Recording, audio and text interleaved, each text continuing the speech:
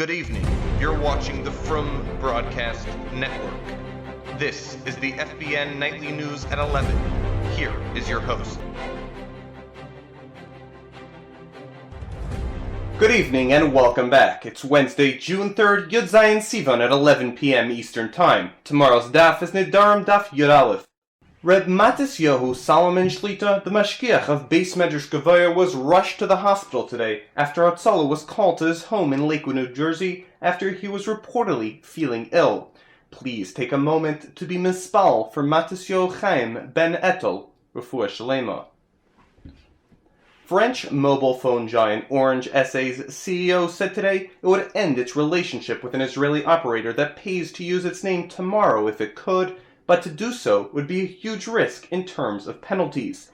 Speaking at a news conference in Cairo to lay out his plans for the years ahead in Egypt, Stephanie Richards said his company intends to withdraw the Orange brand from Israel as soon as possible, but that the move would take time. French human rights organizations have been pushing their government, which has a quarter stake in Orange, and the company itself, to end the relationship over Partner Communications Limited's activities in Israeli settlements. At the news conference, Richard explained that the use of Orange brand's name in Israel dates back to the 1990s under a contract inherited by the group when France Telecom acquired Orange. TheLakewoodScoop.com is reporting that Millions for Chesed, billed as the largest day of giving for Chesed in history, ended today at 1 p.m. Eastern Time with $3.4 million raised in one day, surpassing its $2.8 million goal. This game-changing multi-organization online fundraising event crossed the $3 million mark before the deadline, but it was all for one or none for all, with a group of organizations, most of whom had never before used social media for their causes. All organizations agreed that they must reach their goals in order to collect, keeping donors glued to their screens and tensions high. Donors from around the world were frantic as the 1 p.m. finale drew closer. With less than 10 minutes to spare, two organizations still hadn't met their mark. At 1 p.m., the site was being showered with virtual confetti. The final organization had crossed the $200,000 goal, and all organizations would collect their donations. Tomchei Shabbos of Queens met its $100,000 goal first on Tuesday, more than doubling its goal after just a few hours. Tomchei Shabbos of Rockland County exceeded its $500,000 goal, raising $567,000, and Ahavas Yisrael of Baltimore met its $600,000 goal and upped their goal to $750,000, meeting that goal as well. Bikur Cholim of Lakewood met its $300,000 goal and increased to $360,000. At midnight, 11 organizations were still moving towards their goal and reaching out to the community for support. These organizations excel as community-based Jewish humanitarian services. Their specialty is not fundraising, and many had not even used social media as an organization prior to this event.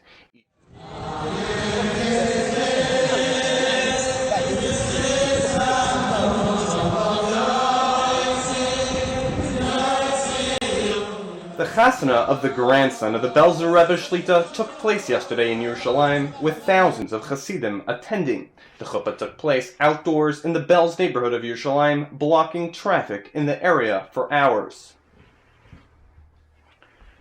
According to the Yeshiva World, former Shas Party MK and Cabinet Minister Shlomo Ben-Itzri collapsed during a live broadcast on Kol Chai Radio. The broadcast was halted and music was played. The incident occurred during an evening broadcast last night. Ben-Itzri stopped speaking, and one of the show's producers realized he collapsed in the studio during his broadcast.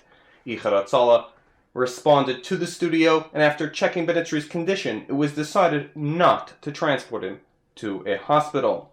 Ben-Itzri insisted on continuing the broadcast, explaining to listeners what occurred. He told listeners he was not feeling well prior to his weekly program and thought he would be able to do the 2-hour show, but it appears that it will not be the case. Bezras Hashem, I will return next week, he told his listeners, and took leave of the studio. Hatzalah of Borough Park has released an urgent message to the community. There is a serious problem that has recently started, which has spread to all communities, not just Borough Park. Years ago, radio communication equipment was very expensive, with Hatzalah radios costing in the range of $1,000 to $2,000 per radio. Thanks to electronics made in China, radios capable of transmitting on every frequency, including that of Uppsala, can now be purchased for as low as $30. Children who once upon a time had scanners now have devices capable of transmitting over the Uppsala radio frequency. This has already caused interference during life-threatening emergencies when members on scenes have been unable to communicate with their dispatchers to relay vital information in which seconds can make a difference in saving a life. Therefore, Uppsala has released this urgent message, pleading with parents to confiscate all radios with Uppsala frequencies from children and imploring parents not to buy these devices for their children. Thanks for joining us here at the FBN Nightly News Roundup. Tune in for tomorrow's Roundup tomorrow at 11 p.m. Eastern Time.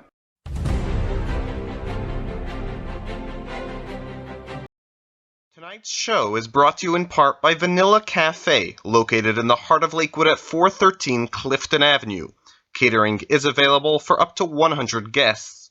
Visit them online at thevanillacafe.com.